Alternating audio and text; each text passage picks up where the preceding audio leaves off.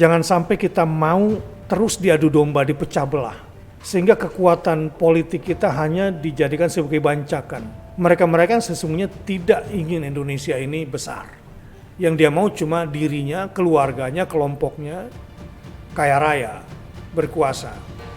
Nah inilah barangkali motif besarnya sih ya, cara berpikir besarnya. Hanya saja di tahun politik seperti ini umat Islam nggak boleh lagi ditempatkan sebagai musuh negara, sebagai musuh penguasa yang kemarin sudah barangkali ada yang meng-create seperti itu. Ke depan, mulai dari sekarang, umat Islam harus menjadi bagian dari yang memberikan kontribusi positif. Bersama-sama, bersatu. Jangan sampai umat Islam dijadikan sebagai objek politik yang akhirnya hanya dijadikan korban.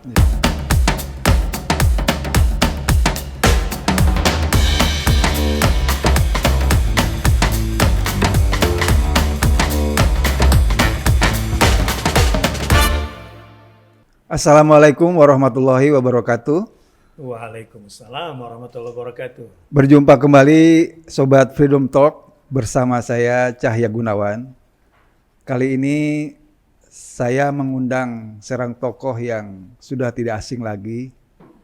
Beliau kalau dulu di tahun 2016 dikenal sebagai Singa Podium. Tapi sebenarnya beliau itu tokoh agama dan sekarang menjabat sebagai Ketua Umum DPP Jalinan Alumni Timur Tengah Indonesia. Oh, Indonesia ya, ada Indonesianya ya tadi. Ya. Beliau adalah Ustadz Bahtiar Nasir atau biasa dipanggil UBN. Assalamualaikum Ustadz. Waalaikumsalam warahmatullahi wabarakatuh, Mas Cahya. Apa kabar Ustadz? Alhamdulillah baik. Masya Allah. Terima kasih Ustadz udah datang di acara podcast. Terima kasih dapat kesempatan. Alhamdulillah. Ustadz, ini sekarang sedang masuk di tahun politik. Iya. Dan Indonesia sebagai negara yang mayoritas Muslim, Iya. tentu harus mengikutilah kontestasi pemilu tahun depan. Iya. Apa yang harus dilakukan umat Islam menghadapi pemilu tahun depan, terutama di menjelang sekarang di tahun politik ini?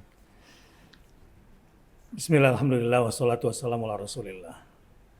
Tentu umat Islam itu karena mayoritas di Indonesia dan stakeholder atau pemilik juga saham terbesar di Indonesia ini, mungkin juga secara kontribusi tidak kecil juga dari dulu sampai sekarang. Nah, apalagi menyadari seringkali hanya suaranya saja dimanfaatkan, ya. Apalagi belakangan ini kan, suara umat yang paling dicari, Ya. agar bagaimana caranya lebih memikat lagi. Jadi dari sini kita melihat bahwa umat Islam harus menjadi bagian yang proaktif dalam tahun politik ini. Dalam pengertian jangan sampai politik di Indonesia kemudian diselewengkan. Yang kalau bahasa sekarang barangkali sekarang sepertinya udah milik investor. Ya, ya. Yang ditegakkan bukan lagi hukum dan politik, tetapi kelihatannya ya sudah uang untuk mencapai kekuasaan agar dapat uang lagi. Nah disinilah Islam sebagai agama wasatiyah, ya agama tengah, dan umat Islam sebagai umat yang pertengahan, yang demokratis juga ya, dalam pengertian konteks keindonesiaan, harus tetap berada di dalam ruang politik supaya terjaga ini negara kesatuan Republik Indonesia. Jangan sampai umat Islam kemudian antipati terhadap politik. Seperti yang menimpa sebagian masyarakat kita. Nah, soal nanti apakah di high politik atau middle politik Atau low politik.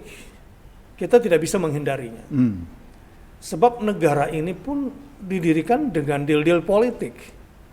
Meninggalkan politik berarti umat Islam akan kehilangan haknya dan itu rugi. Lebih dari itu bahwa Pancasila, kalau kata M. Natsir, hanya segar di tangan Islam. Artinya selama umat Islam merawat Pancasila, maka Pancasila akan tetap segar. Justru di tangan orang lain ini bisa jadi layu Pancasila ini. Begitu juga Undang-Undang Dasar 45, Bhinneka Tunggal Ika, dan keutuhan negara kesatuan Republik Indonesia sudah terbuktilah dari masa ke masa. Yang tidak mau keluar dari NKRI ini ya umat Islam. Pernah terjadi di Aceh dengan semua pergolakannya, tetapi tidak seperti yang satunya lagi yang mau keluar. Begitu pula pengorbanan yang sudah diberikan oleh umat Islam di Indonesia, bahwa anugerah besar Allah Subhanahu wa Ta'ala kepada kita umat Islam adalah ketika kita diberikan negara yang begini besar dengan dasar negara yang begitu hebat. Ini anugerah buat saya ya, yang saya ingin ingatkan kepada umat Islam. Jangan sampai kita mau terus diadu domba, dipecah belah, sehingga kekuatan politik kita hanya dijadikan sebagai bancakan. Mereka-mereka yang sesungguhnya tidak ingin Indonesia ini besar. Yang dia mau cuma dirinya, keluarganya, kelompoknya, kaya raya, berkuasa. Nah inilah barangkali motif besarnya sih ya, cara berpikir besarnya. Hanya saja di tahun politik seperti ini umat Islam nggak boleh lagi ditempatkan sebagai musuh negara, sebagai musuh penguasa. Yang kemarin sudah barangkali ada yang meng-create seperti itu. Ke depan, mulai dari sekarang, umat Islam harus menjadi bagian dari yang memberikan kontribusi positif. Bersama-sama, bersatu. Jangan sampai umat Islam dijadikan sebagai objek politik yang akhirnya hanya dijadikan korban. Siapapun pemimpinnya. Siapapun pemimpinnya.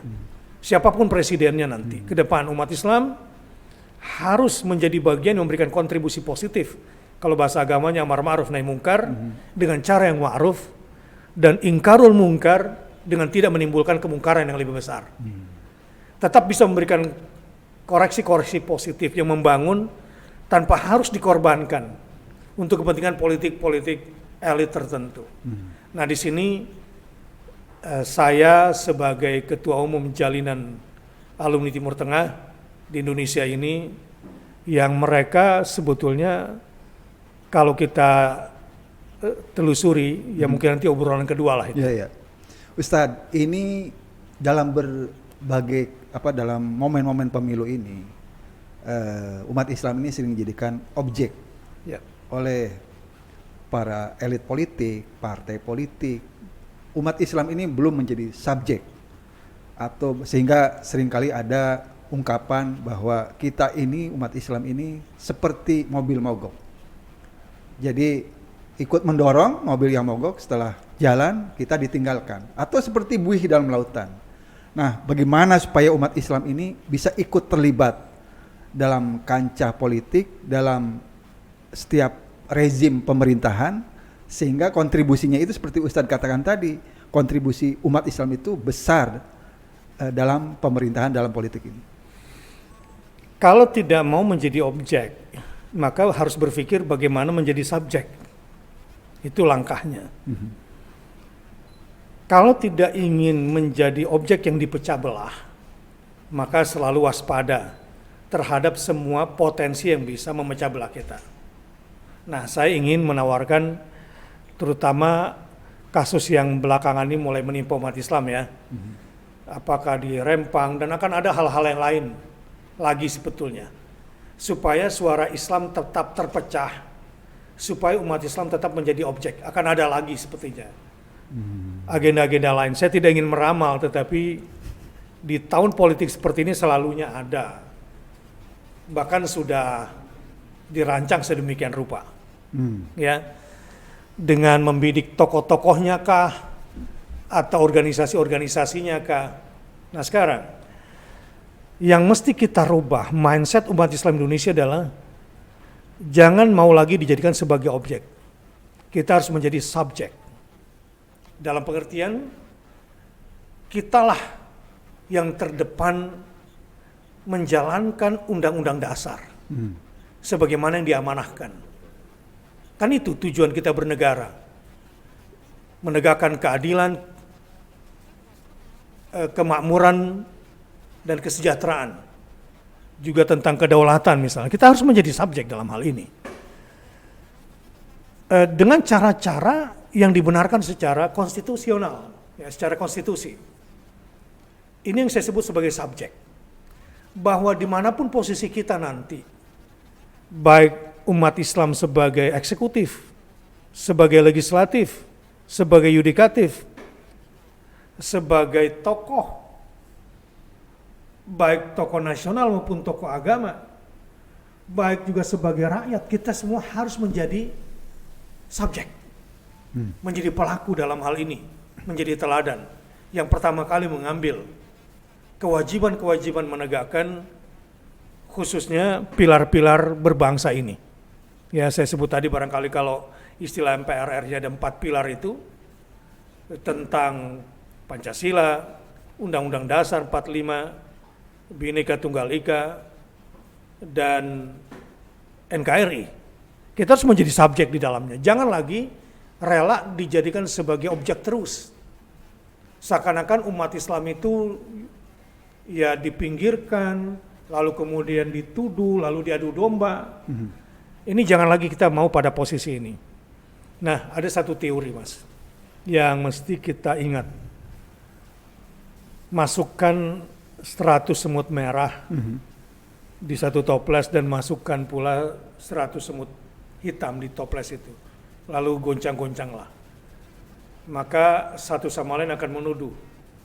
Semut hitamlah penyebab ini semua, atau semut merahlah yang telah mengambil hak kita. Akhirnya saling bunuhlah di dalam itu. Umat Islam tidak boleh lagi seperti ini. Ketika melihat ada persoalan yang hendak memecah belah mereka, mereka harus melihat siapa yang sedang menggoncang ini semua. Siapa yang sedang mengocok toples ini. Kira-kira gitu. Ini bahasa awamnya supaya umat itu aware. Ya, al-wa'i kalau bahasa agamanya. Ada apa nih? Karena kalau antar dan intra umat Islam itu udah selesai. Soal-soal kebangsaan di surat Al-Hujurat sudah jelas. Bahkan al-insaniyah, ya, qabla tadayyun, berperi kemanusiaan sebelum bercara pandang agama. Bahkan secara tauhid, rububiyah dulu, baru uluhiyah.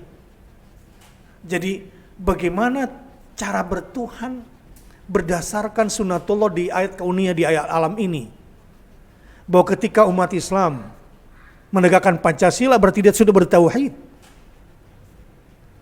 Ketika umat Islam mengibarkan bendera merah putih, dia sudah bertauhid. Karena memang sebuah negara harus ada simbolnya. Harus ada syiarnya. Dan itulah syiar kita. Nah, di sini jangan sampai lagi umat Islam mau diadu domba. Saling kutuk mengutuk satu sama lain gara-gara hormat bendera. Ya. Saling serang satu sama lain hanya gara-gara organisasi dan ormasnya. Padahal dasar-dasar persatuan Allah sudah tegaskan, Rasulullah sudah contohkan, para sahabat, tabi'in sampai khilafat, zaman kepemimpinan Umayyah, Abbasiyah dan seterusnya. Kita kuat dengan bersatu. Dan kita nggak kekurangan literatur untuk itu semua. Tapi yang penting barangkali satu, kita berusaha menjadi subjek lagi. Dan ketika ada yang memecah belah ini, kita harus tahu nih, jangan sampai kita terpancing untuk saling membunuh atau menyerang atau membuli satu sama lain. Tetap ukhuwah Islamiyah, kita perkuat lagi dengan ukhuwah wataniyah, kita perkuat lagi dengan ukhuwah insaniyah. Berperi kemanusiaan sebelum beragama. Dan kemanusiaan itu bagian daripada agama itu sendiri. Ustadz, ini semua masyarakat sekarang sedang berfokus pada persoalan yang terjadi di Rempang. Tadi dari pernyataan Ustadz, saya kok berpikir di tahun politik ini menjelang pemilu ini tiba-tiba seperti ada kasus yang meledak, yaitu kasus Rempang. Ini apakah sengaja diciptakan, Ustadz, supaya konsentrasi masyarakat terutama umat Islam ini terpecah? Apa yang disebut tadi soal kita diadu domba segala macam, ini apakah Ustadz melihat seperti itu? Takkan hilang Melayu di bumi. Jika hilang Islam dari Melayu, maka hilanglah Melayunya. Kalau orang Minang bilang, kalau orang Minangkabau Islam sudah tidak berislam lagi, tinggal kabaunya, gitu ya. Berarti ini Melayu identik sama Islam nih, gitu ya. Dan sudah mulai bersatu pula. Alhamdulillah, salah satu hikmah besarnya barangkali di Rempang ini, saya bilang sama teman-teman, jangan terlalu fokus sama emosinya. Coba fokus dulu sama hikmahnya, gitu. Saya cenderung mengajak teman-teman kalau melihat peristiwa, atau gini deh, kalau kita lagi sakit, jangan fokus sama sakitnya. Fokus sama hikmahnya, pasti besar. Kan Tuhan udah bilang, kalau ada satu kesulitan ditimpakan sama kamu, berarti sudah siap tuh dua kemudahan kan. Fa inna ma'al usri yusra itu. Inna ma'al usri yusra. Saya bilang gitu sama teman, wah keren nih, Melayu sudah bersatu. Ya, dari peristiwa ini. Tapi jangan bablas,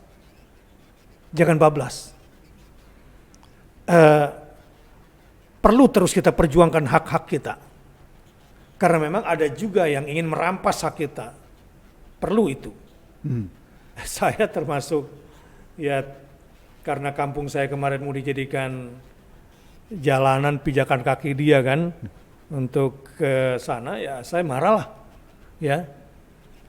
Nah, memang pinter ini yang memprovokasi ini. Karena dalam agama kalau orang sudah diusir dari negerinya, itu dia berhak membela sampai tetes darah penghabisan. Itu nih provokasinya ini. Karenanya, ya inilah pertama kali saya berbicara tentang Rempang secara terang-terangan ya. Bahwa apapun yang terjadi jangan mau kita dibenturkan dengan aparat, dan aparat pun begitu. Jangan mau kalian dijadikan alat oleh orang yang mimpikan mendapatkan uang besar. Ini kan mega project ya. Bisa dikatakan pada era kepemimpinan sekarang ini proyek terbesar kan, 11,5 miliar US dollar. Berapa tuh, 175 triliun kan. Ini ada uang besar. Ini udah banyak nih yang dapat di sini semua. Apalagi untuk kepentingan politik. Ini sudah mulai banyak yang ngintip. Jadi maksud saya, umat mesti paham ada banyak pemain di belakang ini semua. Sudah ada yang mengantongi keuntungan di balik ini semua. Jadi sekali lagi kalian sedang ditaruh di toples, sedang digoncang ini. Sabar. Memang sabar ini berat. Apalagi dalam kondisi seperti ini. Saran saya tetap bersatu, tetap berjuang secara konstitusional. Pertahankan hak kalian, jangan gampang dipecah belah, jangan gampang mau dibayar pakai sembako dengan uang sedikit satu sama lain. Tetaplah pegang prinsip-prinsip kemelayuan kita. Baru itu jargon takkan hilang Melayu di bumi. Sebaliknya, orang-orang Melayu pada saat ini sebagai stakeholder negara Indonesia yang bahasanya pun bahasa Melayu harus menyadari posisinya. Jangan mau dituduh sebagai objek lagi. Kalian adalah subjek. Jangan mau dipecah belah lagi. Lihat siapa yang sedang menggoncang kalian. Jangan mau. Kalian masyarakat Melayu diakui dengan bahasa kalian lah, karena kalian memiliki budi dan bahasa yang halus. Itu prinsip orang Melayu. Keberanian kalian simpan sementara, di tempat budi dan bahasa kalian. Percayalah, kebenaran pasti menang. Yakinlah, kebatilan pasti hancur. Cepat atau lambat. Tapi kalian harus sabar. Jangan mau diprovokasi sejak awal. Jangan mau lagi dibenturkan dengan aparat. Jangan mau lagi kalian dibenturkan dengan penguasa. Kita tidak tahu juga. Ini framing video yang melempar kepala polisi atau video tahun berapa. Ini kan nanti dilemparkan. Jadi kita bangsa Melayu ini nanti dituduh sebagai kelompok yang anti NKRI lagi. Nah, ini sudah mulai banyak yang bermain. Karena itu kepada saudara-saudaraku di sana, mungkin ya bahasa agamanya, ittaqullah, isbiru wasabiru warabitu wattaqullah, la'allakum tuflihun. Di akhir surat Al-Imran itu. Bersabarlah menahan emosimu. Bersabar pula menahan diri karena musuhmu pun sabar di balik ini semua. Yang di depan kamu tuh bukan musuhmu. Aparat itu bukan musuhmu. Justru musuhmu yang sesungguhnya sedang bersabar di belakang itu. Maka isbiru wasabiru. Nah, sabarnya mereka dengan sabarnya itu apa yang membedakan? Beda. Sabar yang pertama, sabar melawan diri sendiri. Sabar yang kedua, kita harus lebih sabar dari musuh yang di balik ini semua. Dia sabar loh menanti ini semua agar ini semua pecah. Yang mereka inginkan ini pecah betul dan kita sesama anak bangsa ini saling menuduh satu sama lain. Jadi kalau saya sih ya miris melihat anak-anak menjadi korban. Tapi juga saya kasihan karena kita pengalaman itu polisi juga yang nggak tahu apa-apa. Yang tiba-tiba di kantor BP Batam yang menjadi korban. TNI juga gitu jadi korban. Ini kan mereka yang tidak ikut menindas. Nah ini ada yang bermain karenanya isbiru wasabiru warabitu ribat. Ya. Pegang erat jalinan kemelayuan kita, tunjukkan budi bahasa kita, tunjukkan keberanian kita di tempat yang tepat. Sebab sekali kita lancung ke ujian, nah ini berbahaya, nanti tuduhan akan selama-lamanya.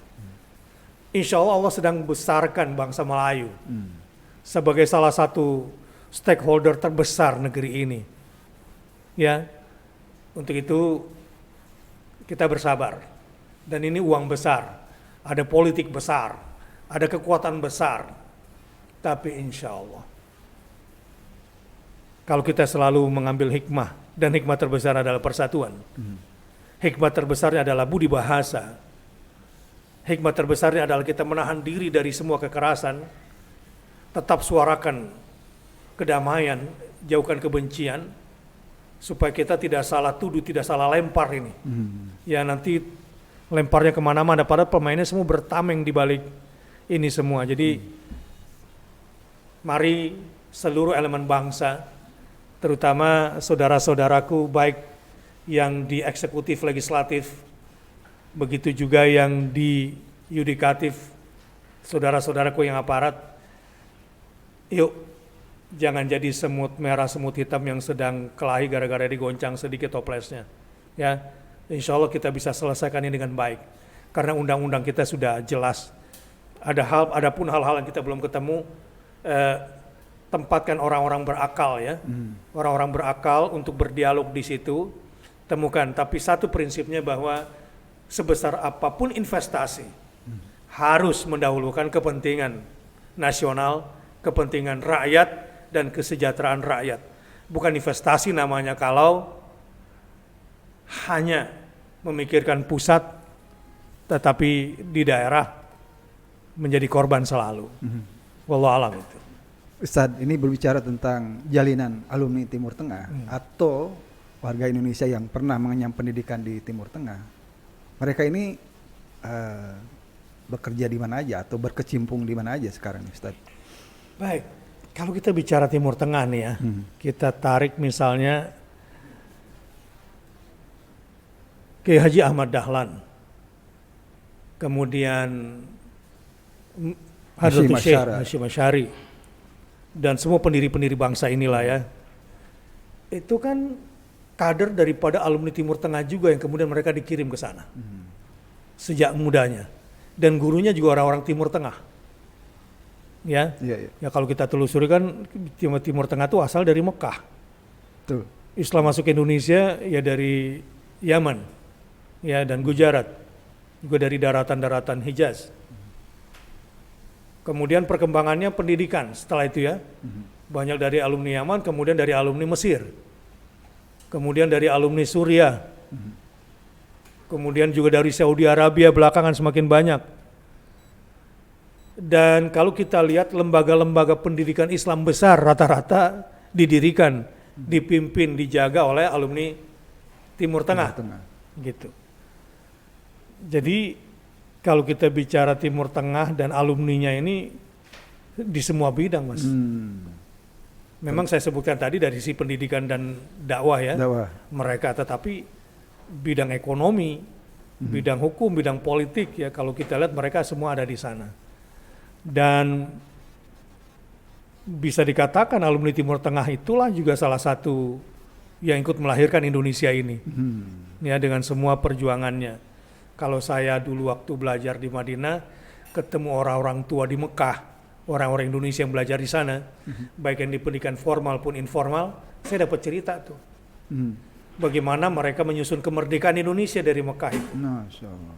Ya setelah pertemuan antar umat Islam sedunia, mereka di sana melihat saudara-saudaranya yang merdeka, dan kemudian mereka ditolong, kemudian pulang. Kita lihat bagaimana Sunokorgronya yang menghalangi agar kita tidak pergi haji, supaya kita tidak berinteraksi dengan Timur Tengah, dunia Islam yang begitu kuat persatuannya. Nah, sampai sekarang ya alhamdulillah kontribusi alumni Timur Tengah ini ya di berbagai bidang sebetulnya, walaupun yang paling menonjol di bidang keagamaan.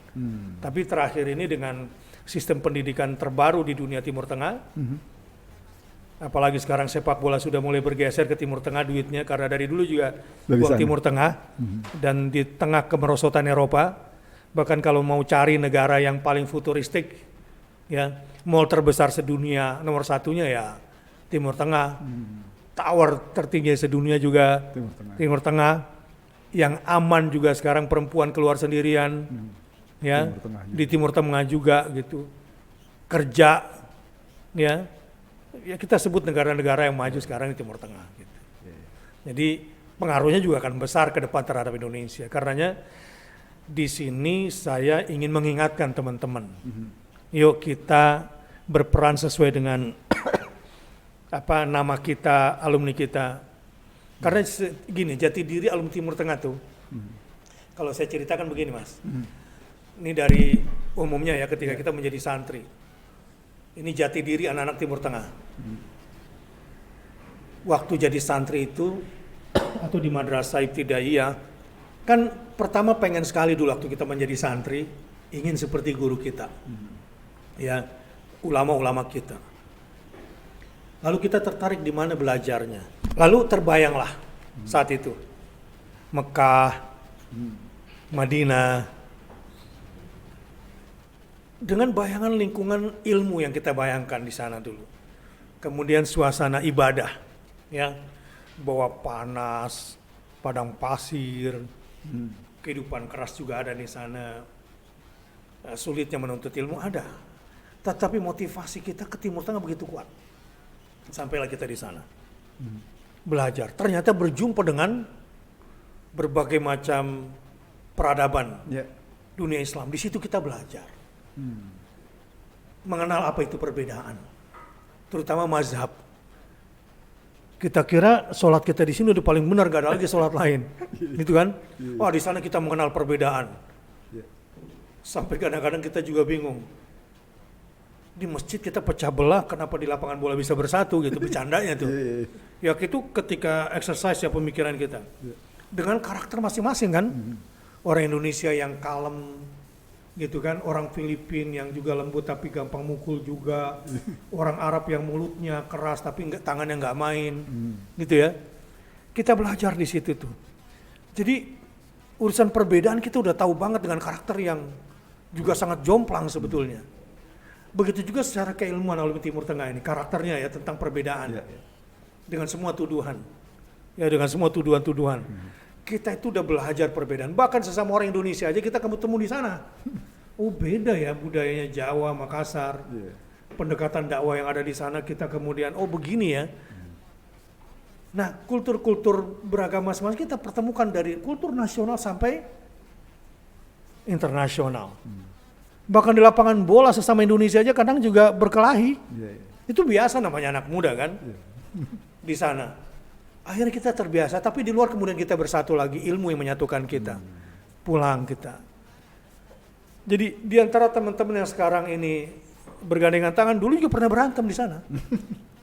Itulah kultur kita, tapi ketika pulang kita semakin dewasa, kita diingatkan bahwa jadilah seperti leluhur kita, para alumni-alumni dulu yang melahirkan Indonesia, yang bersabar mendidik manusia. Pertama mendidik adabnya, setelah dibenahi akidahnya, diluruskan pelan-pelan dengan akhlak yang mulia, dibimbinglah ke arah tempat ibadah, diajak baca Quran, bersolawat, ya dengan perbedaan-perbedaannya, pendekatannya sesuai dengan budaya masing-masing. Nah ini di organisasi ini kami ingin kembali mengingatkan jati diri dan memposisikan diri. Sekaligus juga meneruskan para pendahulu kita yang sudah, ya Anda bisa lebih paham dari saya menyebutkan nama-nama pendahulu kita, guru-guru kita semua, pendiri bangsa. Para pendiri bangsa itu kan mereka semua, ya pengorbanan hartanya, jihadnya mereka pula yang mengajarkan kepada kita bagaimana cara berkorban untuk negeri ini, berani, bukan cuma harta kita korbankan, nyawa mereka semua yang mendidik akhirnya lahirlah Indonesia ini. Katakanlah resolusi jihad misalnya yang dikobarkan oleh Hadratus Syekh. Iya. Jadi sekarang sudah waktunya kita juga merepositioning kembali untuk menjadikan umat ini sebagai subjek, mengawal umat. Jadi secara organisasi, saya bilang sama teman-teman, kita dukung siapa saja teman kita, capresnya siapa terserah. Calegnya siapapun. Calegnya siapa, ya partai politiknya silakan. Tapi kita sebagai organisasi tetap ingin agar menjadi khadimul ummah, pelayan umat, dan shodiqul hukumah, mitra negara dalam beramar ma'ruf nahi mungkar kepada penguasa dengan cara yang ma'ruf, dan jangan mengingkari atau ingkarul mungkar sampai menimbulkan kemungkaran yang lebih besar. Nah di sini kita sebagai organisasi, siapapun pilihan-pilihan Anda kita dukung. Ya tetapi sebagai organisasi kita ingin seperti para pendiri bangsa kita dulu. Ya baik, Ustadz Bahtiar Nasir, terima kasih atas perbincangan kali ini. Mudah-mudahan perbincangan kita membawa manfaat. Amin. Dan keberkahan. Amin. Demikian Sobat Freedom Talk, pembicaraan saya bersama Ustadz Bahtiar Nasir. Beliau adalah ulama yang juga Ketua Umum DPP Jalinan Alumni Timur Tengah Indonesia. Wabillahi taufiq wal hidayah. Wassalamualaikum warahmatullahi wabarakatuh.